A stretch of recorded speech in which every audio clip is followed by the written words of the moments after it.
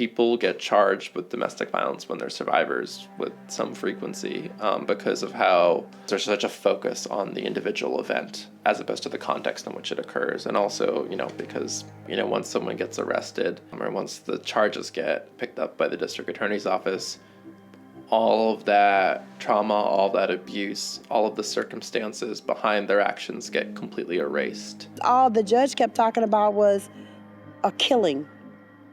And the law says life for killing. Abuse didn't even really come up. What happened to me never surfaced. And if it did surface, it was mocked. So here I am, in my mind, I'm thinking the police didn't help me, the judge didn't help me, my attorney couldn't help me, the DA mocked me. What we see in a lot of our cases is that jurors, the fact finders, didn't have the information that they needed to make an educated decision about whether these women were justified in their behavior. And once there is a conviction, it can be really challenging to convince prosecutors that the outcome was incorrect. And they can be very, very committed to keeping people in prison, including one of my clients who's a 71-year-old woman on an oxygen tank, who's not going anywhere, who's in a wheelchair, who has been in prison for 30 years, and they're still fighting to keep her there. Survivors being criminalized happens in every state, it happens in every country, and because people think it's rare or it's just this anomaly, they don't realize how serious of a problem it actually is. This is one of the more difficult aspects of doing this work, is discovering the vastness of this problem and how many Sandras are still sitting in prison and have been there for decades without access to legal counsel. It happens all the time, and our prison, the Louisiana Correctional Institute for Women, is filled with women whose stories are very similar to those clients that we've already been able to help. And that's true around the country. It's not simply here in Louisiana.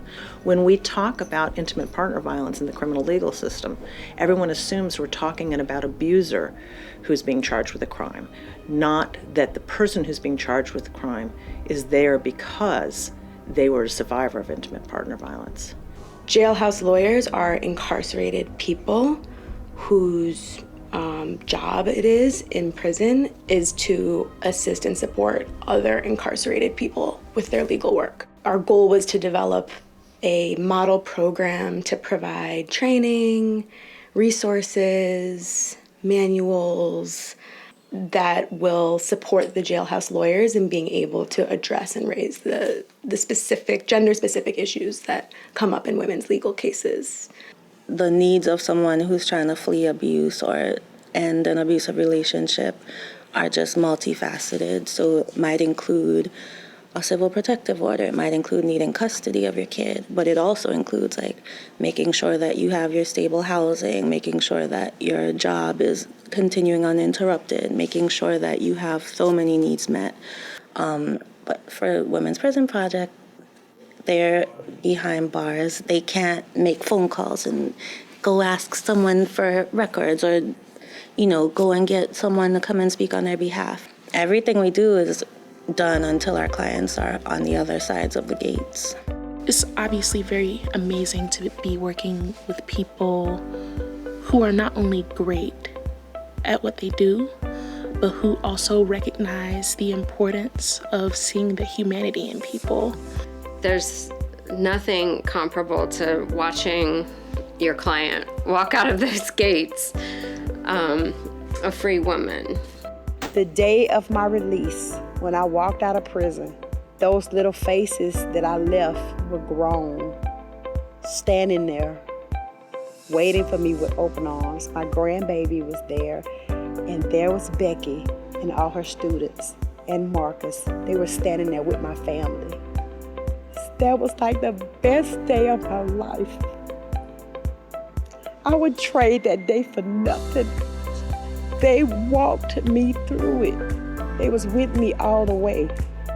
Women's Prison Project is professional and it's individual. They take you as if they've known you. They don't mind riding in an old prison van, sitting on a milk crate to interview you. You're in the best hands you can be in.